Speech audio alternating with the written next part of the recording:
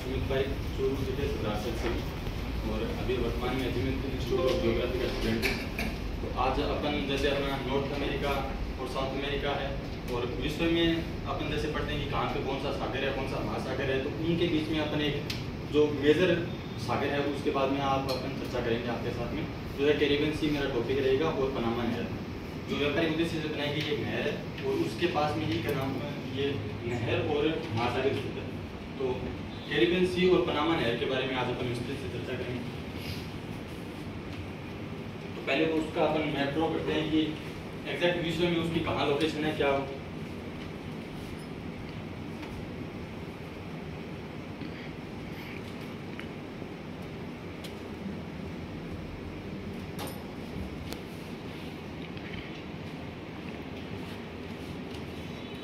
तो ये जो मैंने अभी मैप बनाया है, ये जो ऊपर की साइड है ये तो है नॉर्थ अमेरिका और ये जो मिडल भाग है ये है मिडल अमेरिका या मध्य अमेरिका जिसको अपन बोलते हैं और ये जो दक्षिणी भाग है ये है साउथ अमेरिका। अब इनके बीच में यहाँ पे ये जो लोकेशन है ये है कैरिबियन सी की।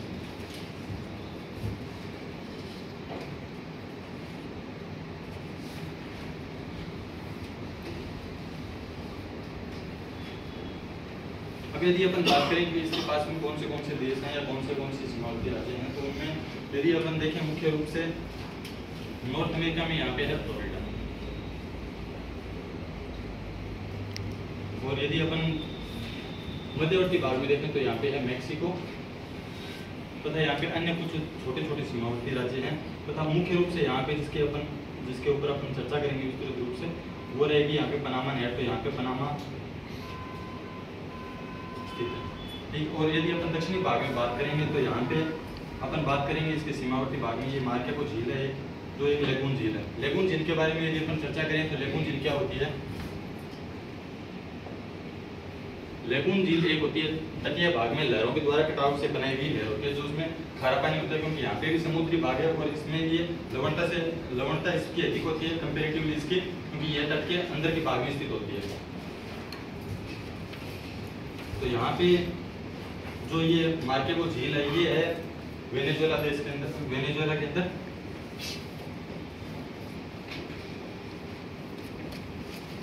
और यहाँ पे इसके पास में है कोलंबिया।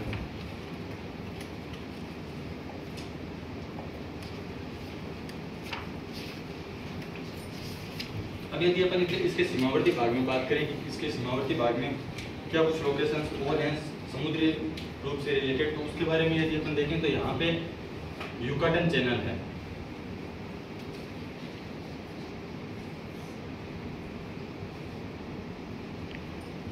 अब यदि अपन देखें तो इसके अंदर ये जो ऊपर का भाग है ये तो नॉर्थ अमेरिका और ये है साउथ अमेरिका जो इसका नीचे का ये जो भाग है इसमें ये आप कोलंबिया राज्य देख रहे हो ये वेनेजुएला तथा ये जहाँ पे अभी अपन झील की लोकेशन बताई है वो है तथा साथ में ये कुछ द्वीप बने हुए जैसे ये क्यूबा जिसको चीन का कटोरा के नाम से जानते हैं, यहाँ पे सबसे ज्यादा गन्ने का उत्पादन होता है तथा यहाँ पे जमैका जहाँ से दावत हुसैन बोल्ट थे जिन्होंने काफी टाइम तक वो वर्ल्ड में चैंपियन रहे थे रनिंग में। ठीक है, तो ये यहाँ पे ये जो एरिया है ये पूरा कैरिबियन सी का एरिया है, इसके ऊपर अपन चर्चा करेंगे तथा यहाँ पे ये है पनामा लोकेशन है तथा इसके बारे में अपन चर्चा करेंगे। ये है गल्फ ऑफ मैक्सिको।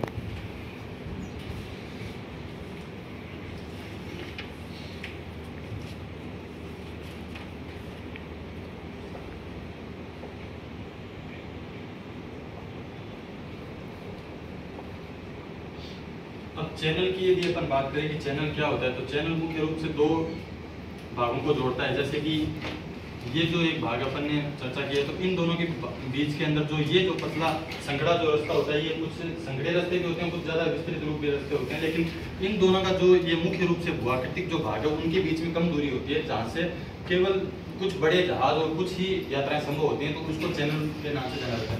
ये चैनल जो होते हैं ये व्यापारिक उद्देश्य से बहुत ही ज़्यादा महत्वपूर्ण होते हैं।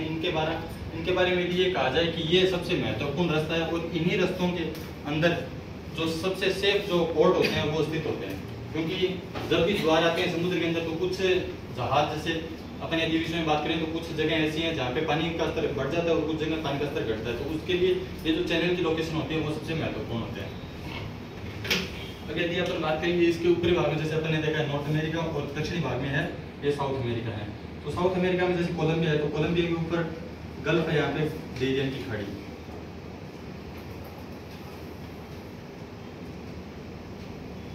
बे ऑफ डेरियन। और यहाँ पे वेनेजुएला जो है, वेनेजुएला और कोलंबिया के तट पे है, यहाँ पे वेनेजुएला की खाड़ी है यहाँ पे।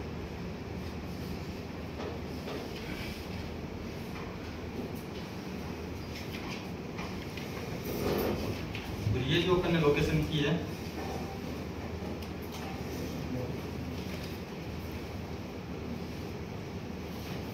अब यदि अपन पहले बात करें मार्के रोजेल, तो ये है वेनेजुएला देश में, वेनेजुएला में यहाँ पे वेनेजुएला कैपिटल है कराकस। अब यदि इस झील का अपन व्यापारिक उद्देश्य या फिर इसका जो साउथ अमेरिका के लिए इसका क्या महत्वपूर्ण भाग है, तो इसके अंदर यदि अपन विस्तृत, यदि अपन इसका महत्वपूर्ण व्यापारिक उद्देश्य या फिर एक देश के लिए जो सबसे महत्वपूर्ण यदि इसकी स्थिति है, तो ये है एक साउथ अमेरिका का पेट्रोल उत्पादक मुख्य राज्य है, जहाँ पे सर्वाधिक यदि अपन बात करें साउथ अमेरिका का, तो वहाँ पे पेट्रोल उत्पादन होता है। तथा इसके तट पर एक तो ये जैसे कराकस है, तथा यहाँ पे तटीय भाग में कारापुरान, और एक तो यहाँ पे कारापुरान है, तथा साथ ही साथ इसके भाग में कार्टागेना और बरानक्विल जो बंदरगाह हैं।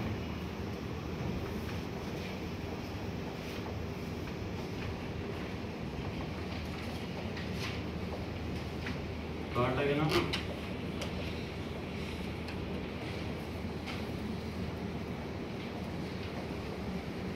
कार्टागेना, ब्रानक्विल और कराकस जो हैं, ये मुख्य रूप से तटीय बंदरगाह हैं साउथ अमेरिका के। तथा यहाँ पे ये जो डेरियन की खाड़ी है, और ये जो अपन ने अभी वेनेजुएला जो बे है, ये कोलंबिया और वेनेजुएला के एकदम सीमावर्ती भाग में स्थित है। अब यदि अपन बात करें विस्तृत रूप से कि पनामा नहर की बात करें, तो पनामा नहर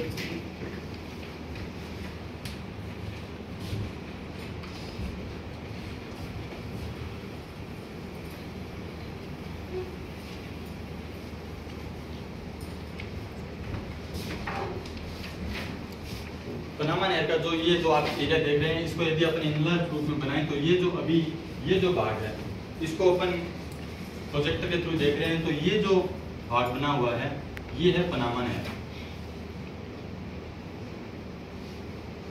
ये व्यापारिक उद्देश्य से बनाई गई एक नहर है। व्यापारिक उद्देश्य से इसको बनाने के पीछे रीजन ये है कि जैसे यहाँ पे अपन जानते हैं कि यूरोप है और उत्तरी अमेरिका हो गया, नीचे की तरफ में अफ्रीका है, तो यदि इन सभी भागों को यदि जोड़ने का है, जैसे अमेरिका का जो पूर्वी भाग है उसको दक्षिण अमेरिका पश्चिमी भाग से जोड़ने के लिए बढ़ना, तो यदि अपन व्यापारिक उद्देश्य से देखें तो इनको बहुत ही लंबा जो सर्कल है उसको फॉलो करना पड़ेगा, तब जाके इस लोकेशन पर अपन पहुंचेंगे। तो इसके लिए ये उद्देश्य से ये जो नहर है ये बनाई गई है। तो इसका यदि भाग में यदि अपन चर्चा करें, तो ये जो है झील, ये जो नहर है पनामा नहर, तो इसमें मुख्य रूप से कुछ लॉक्स हैं। लॉक्स का मतलब ये है कि ये दोनों जो भाग हैं, यहाँ पे है कैरिबियन सी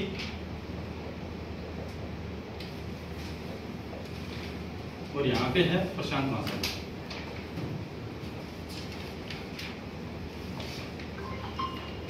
इन दोनों को जोड़ने के लिए जो बनाई गई है, तो इसके बीच में क्या है, ये जो भूआकृतिक भाग है विस्तृत रूप में, तो इसमें क्या है ना, कुछ जैसे ये मुख्य रूप से एक झील है, इसका नाम है भूटान लेक। ये जो मुख्य रूप से जो बीच का ये जो विस्तृत भाग है, ये है भूटान झील। ये इसका एक मुख्य लोक है। जैसे इसका जो पानी का स्तर है, 3 झील और 3 लोक हैं, तो इनमें क्या है ना, सभी के अंदर पानी का अलग अलग स्तर है, कहीं ऊंचा है कहीं नीचा है, तो उन सभी को मेंटेन रखने के लिए और जहाज एक सतत रूप से चलता रहे, उसके लिए ये जो आप इसका मार्ग देख रहे हैं, ये इसका मार्ग है। तो ये पैसिफिक सी है और ये यहाँ पे कैरिबियन सी है। तो इनमें यदि अपन यहाँ से चलेंगे तो मेरा फ्लोरेंस लोक है, एक पेड्रो मुगेल है और एक ये लेक भूटान है। तो ये जो 3 हैं, यदि अपन इनका नाम देखें तो पेड्रो मुगेल ये जो मुख्य है, और एक भूटान और एक है मेरा फ्लोरेंस। ये मुख्य रूप से है। अब यदि अपन इसकी बात करें कि इसका व्यापारिक उद्देश्य जो अपन ने अभी समझा था, क्योंकि जो यदि अपन विश्व का एक छोटा मानचित्र देखें तो ये यहाँ पे जैसे अपन समझ सकते हैं कि ये यूरोप, और एशिया है। यदि एशिया में यदि अपन जैसे भारत को पहचानते हैं तो ये हो गया, और इसमें यहाँ पे अफ्रीका है, और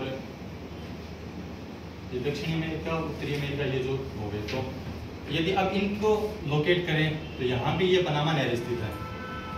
पनामा नहर, अब यूरोप का यदि व्यापार होना है इस साउथ अमेरिका से,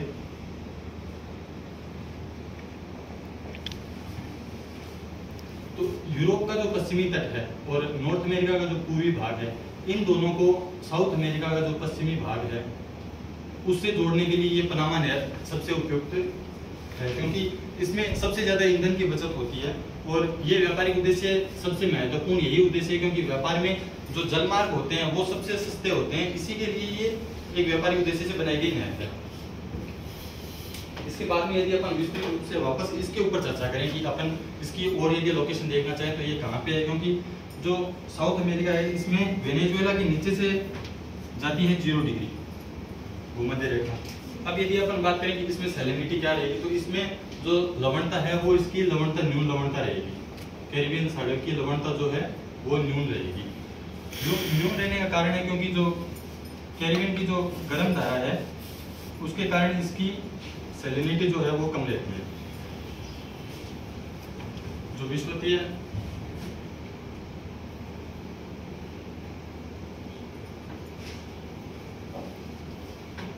गर्म धारा का यहाँ पे प्रभाव रहता है, इसके कारण इसकी सैलिनिटी लो रहती है तथा इसके साथ ही यदि अपन बात करें कैरिबियन सागर, तो विश्व में कुछ 6 और कुछ विद्वान मानते हैं 6 और कुछ विद्वान मानते हैं 7 जो मुख्य प्लेटें हैं और 14 गौण प्लेटें हैं।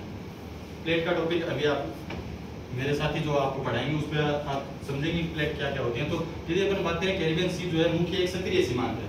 सक्रिय सीमांत वो होता है कि जो ये जो इसका भाग है कैरिबियन सागर का, वह भूगर्भिक जो भी क्रियाएं होती हैं उनसे यह प्रभावित पूर्ण समय तक रहता है। इसका रीजन ये होता है क्योंकि जो अंदर की तरफ जब 2 प्लेटें इसके पास में आती हैं तो उनके बीच में जो भी धसाव होता है या फिर जो भी टकराव होती है उसके कारण ये जो क्षेत्र होता है, जो अंदर से भूगर्भ से लावा आना है, तो वो है भूकंप, ज्वालामुखी,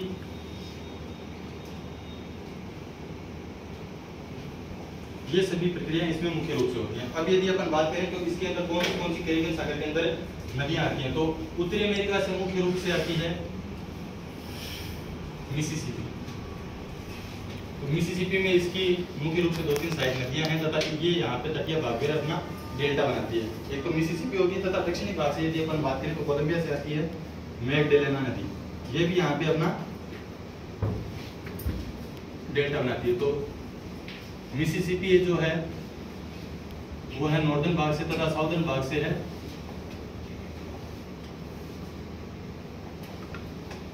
मैगडेलेना। ये 2 मुख्य नदियां हैं। तो इस तरह से आज अपन ने कैरिबियन सी और पनामा नहर के बारे में चर्चा की। कैरिबियन सी जो है 2 सैलिनिटी का भाग है तथा ये जो है विषुवतीय भाग में है तथा ये विषुवत में आप जानते हैं कि जो 0 डिग्री होती है और 40 डिग्री और 90 डिग्री तक यदि अपन बात करें तो ये जो क्षेत्र होते हैं ये व्यापारिक हवा का क्षेत्र होता है। तो इसी तरह ये भी पूर्ण रूप से व्यापारिक हवा का क्षेत्र है तथा इसी के कारण इसमें ये सीमांत सागर है, जो अटलांटिक महासागर है उसका सीमांत सागर है। सीमांत सागर का मतलब है कि ये छोटा भाग है जो कि तट के अंदर के भागों में स्थित है, और अटलांटिक महासागर की आप आकृति पहचान सकते हो, जो ऐसा आकृति में बना हुआ पूरा एक विस्तृत महासागर है।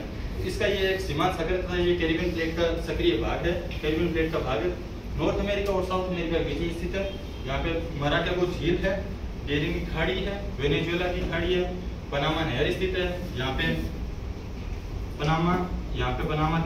पनामा पोर्ट स्थित है, और यहाँ पे एक सक्रिय प्लेट आपको फिर देखने को मिलेगी। तो इस तरह से आज अपन ने इसके ऊपर चर्चा की। धन्यवाद।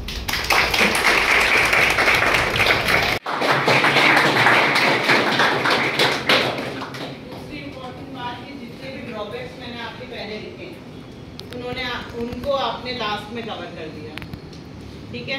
तो ये बहुत अच्छी बात है। ड्रॉबैक्स इन द सेंस कि आपके जो भी मिस पॉइंट्स थे, लेकिन अब आपको काम क्या करना है। चलिए पहले पॉजिटिव बता देती हूँ। आप बहुत ही सिस्टमैटिक ढंग से आपने उसको समझाया, कॉन्फिडेंट थे आप, आपका वॉइस मॉड्यूलेशन बहुत अच्छा था, इन्फॉर्मेशन पूरी आपने ट्राई की कि आप उसमें इंक्लूड करो, बहुत अच्छे से प्रेजेंटेशन दिया आपने। और आपके प्रेजेंटेशन से साफ नज़र आ रहा था कि आपने अच्छे से उसको तैयार किया है। ओके ना, अब बात आती है कि कहाँ पर आपको और काम करना चाहिए।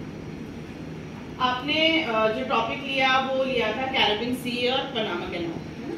तो जैसा आपने लास्ट में उसको एक्सप्लेन किया, उसकी जियोलॉजिकल जो बेस था, जैसे कि प्लेट्स के बारे में बताया आपने, या फिर आपने बताया कि किस तरीके से उसका फॉर्मेशन हुआ। तो आपको स्टार्ट कैसे करना है, जो आप टॉपिक स्टार्ट करेंगे, जैसे इन्होंने सी और कैनाल का टॉपिक लिया, तो उसमें सबसे पहले चीज़ ध्यान रखनी है कि इन दोनों चीज़ों को आप स्टार्टिंग में एक्सप्लेन कर दें कि सी क्या है, कैनाल क्या है। दूसरी चीज़ कि ये सी बनी कैसे और ये कैनाल का फॉर्मेशन कैसे हुआ, जब एक एक पर्टिकुलर सेशन पर्टिकुलर आप टॉपिक ले रहे हैं। ओके, तो सबसे पहले आपको क्या एक्सप्लेन करना है, एक नॉमेनक्लेचर, नाम का मीनिंग। दूसरी चीज़ उसका जियोलॉजिकल हिस्ट्री। सी के बारे में आप बता रहे हैं तो आधे बच्चों को तो ये पता ही नहीं होगा कि सी है क्या, आधे स्टूडेंट्स को ये पता नहीं होगा कि कैनाल क्या है। जैसे आपने बहुत अच्छी तरीके से एक्सप्लेन किया कि चैनल क्या होता है, लगून लेक क्या है, जब आपने नाम लिया तो साथ के साथ उसको एक्सप्लेन किया ना, तो स्टार्टिंग में ये सब चीज़ें मेंशन हो जानी चाहिए, है ना। तो बेसिक्स जो है वो स्टार्ट करते ही आपको उस पर काम कर लेना। अब अपन लास्ट में जाके आपने क्या किया, हम प्लेट्स को समझाया, जैसे कैरेबियन सी के बारे में कि किस तरीके से उसका फॉर्मेशन हुआ, क्योंकि ये तो जियोलॉजिकल जो हिस्ट्री होती है, जो प्लेट्स फॉर्मेशन है, ये तो फर्स्ट स्टेप होता है ना, उसके बाद में सब चीज़ों का स्टेप आता है। तो इस तरीके से आपको स्टेप बाय स्टेप चलना है। Okay, very good.